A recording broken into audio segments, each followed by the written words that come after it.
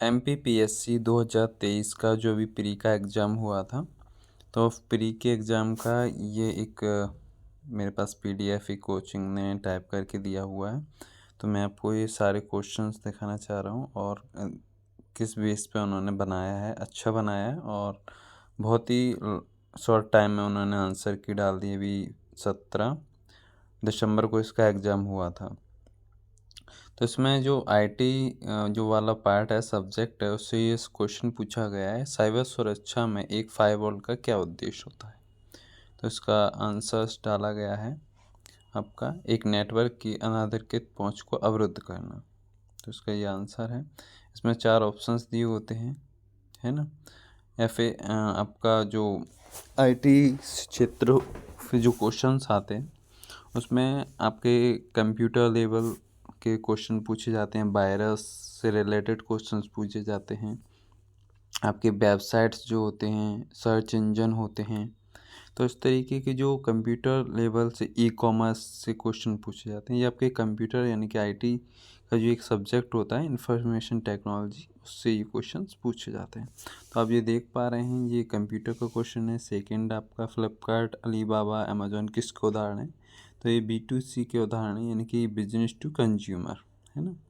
ये तीसरा पूछा गया है, इनमें से कौन सा साइबर हमले का एक प्रकार है जिसमें उपयोगकर्ता को संवेदनशील सूचना को जाहिर करने के लिए छल करना शामिल है। तो फिशिंग हमला, तो ये आपके ये वायरस वगैरह जो होते हैं। अब नीचे पूछा गया कौन सा पोर्टल नहीं है ना, ई-कॉमर्स के लिए।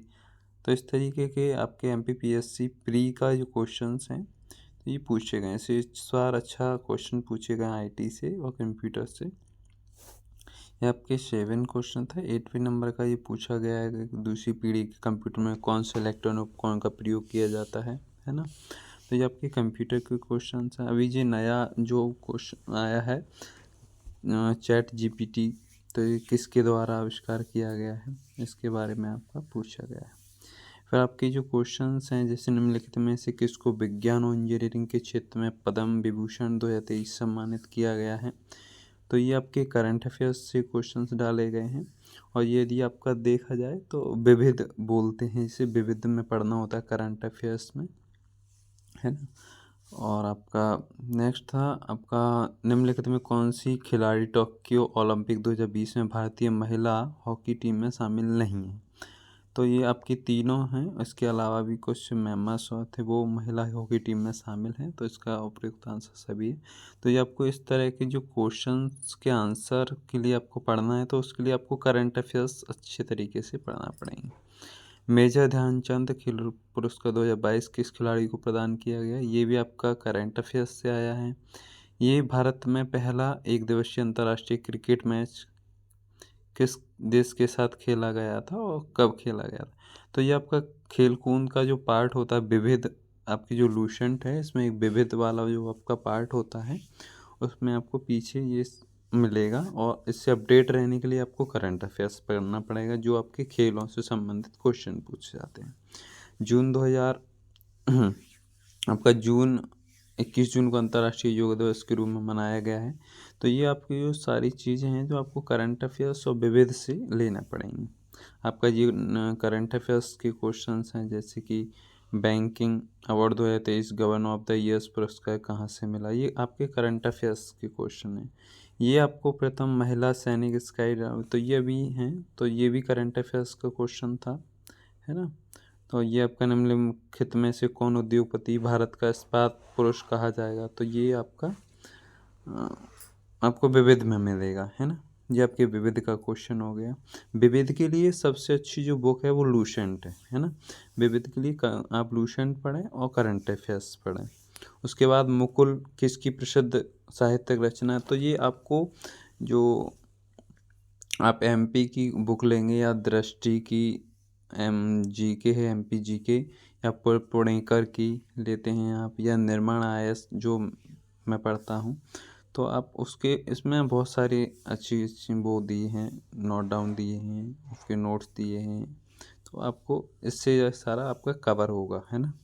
तो जैसे जी आपका उसकी रचनाएं दी हैं, तो ये मध्यकालीन प्राचीन कालीन के जो भी कवि रहे हैं हमारे, तो उनके बारे में दिया गया है। आपका ऐतिहासिक मंगतेश्वर मंदिर कहाँ पर स्थित है, तो ये आपको ये सारे क्वेश्चन एमपी में मिल जाएंगे, है ना। तो ये एमपी की जो जनजातियाँ हैं, है ना, उनके द्वारा जो अलंकरण किए जाते हैं, नृत्य किए जाते हैं, तो आपको ये सारे क्वेश्चंस मिल जाएंगे। इसके अलावा जनजाति, ये आपका एमपी में आप देखेंगे तो एमपी की हिस्ट्री से ये क्वेश्चन मिलेगा, तो एमपी की बुक से आपका ये कवर हो जाता है। ये आपका एमपी का नृत्य का क्वेश्चन है, ये आपकी एमपी की जब आप बुक पढ़ेंगे तो उसमें ये आपकी जो रचना है वो वहाँ से कवर हो जाती हैं। अब या फिर निवाड़ी ज़िले का एक क्वेश्चन आया ये, तो एमपी की हिस्ट्री से क्वेश्चन आया, तो एमपी की आप बुक पढ़ेंगे तो उससे कवर हो रहा है आपका ये भी, है ना। ये आपका ग्रीन मफलर किस प्रदूषण से, अब इकोलॉजी का जो पार्ट आता है इसमें, पारिस्थितिकी, जैव पारिस्थितिकी, इकोलॉजी एनवायरनमेंट, तो आप उससे ये कवर कर पाएंगे। ये क्वेश्चन है ना, इकोलॉजी सिस्टम से, तो ये आपको इकोलॉजी पढ़ना पड़ेगी इसके लिए। फिर आपका साइंस आता है, ये आपका फिर से क्वेश्चन आया है। हालांकि ये मैं आपसे कहूँगा कि विविध का करंट अफेयर्स है, क्योंकि ये विविध के क्वेश्चनों में जोड़ा जाता है और करंट अफेयर्स भी है ना। वर्ष 2024 में अंतर्राष्ट्रीय कैबिनेट वर्ष किसे घोषित किया गया है, इस तरीके से। फिर आपका ये कृषि पद्धति के बारे में पूछा गया है, तो ये तो एक आपका एक थिंक वाला क्वेश्चन है, आप देखते हैं, है ना, उससे आप सॉल्व कर सकते हैं। तो आपका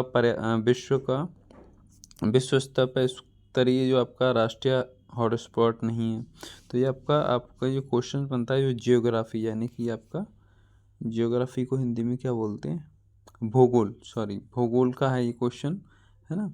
आपके ये योजनाओं से संबंधित क्वेश्चन है, जो आप इकोनॉमिक्स में, अर्थशास्त्र में पढ़ते हैं, है ना। ये आपका इकोलॉजी का है। और आपका करंट अफेयर्स का क्वेश्चन है, जैसे कि अभी आपने देखा था चंद्रयान 3 लॉन्च हुआ था, ऐसे ही हमारे यहाँ सूर्य के व्यापक अध्ययन के लिए भी आदित्य L1, है ना, ये लॉन्च किया गया था। तो ये आपका करंट अफेयर्स का क्वेश्चन है।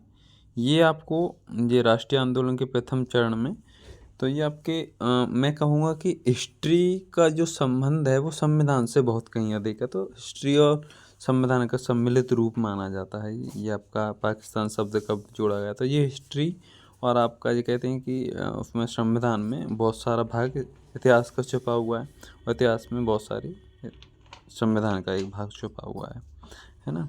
तो ये आपका भारत में नादिर शाह के भारत आक्रमण, तो आपका ये हिस्ट्री का क्वेश्चन है, ये आपके यहाँ से हिस्ट्री के क्वेश्चन। इस बार जो पेपर आया है तो काफ़ी सिस्टमेटिक तरीके से आया, सब्जेक्ट वाइज, है ना, कि यहाँ से सब्जेक्ट शुरू होता है, फिर वहाँ से क्वेश्चंस उसी के लेवल के आने लगते हैं।